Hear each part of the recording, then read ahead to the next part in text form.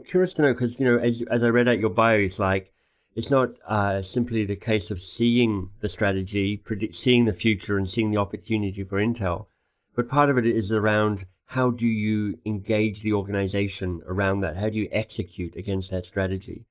So I start with we have a choice. Mm. As a company and as the shepherds of this company, we need to decide who we want to be going forward. Our founders are not here anymore. A couple of them are even deceased. Yeah. And so it is now up to us. And the reality is, and I don't mean to be scary or anything like that, but the reality is for a company of our size to have been this successful at a previous wave, the likelihood, you can look at MBA case studies, Right. that we are going to be part of the next wave is less than 10%. Right. And a lot less than 10%. The innovator's dilemma, right? That's exactly right.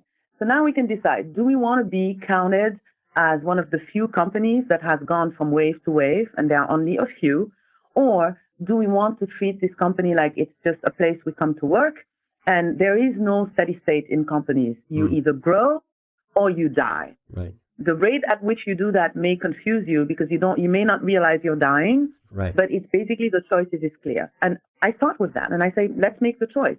If we just want to exploit this company, it's a pretty easy set of decisions. Shrink it, be super focused, maximize for ROI, and so on and so forth, and be a value company. Yeah. If we think what we're doing is important to the world, then we have to embrace this new wave.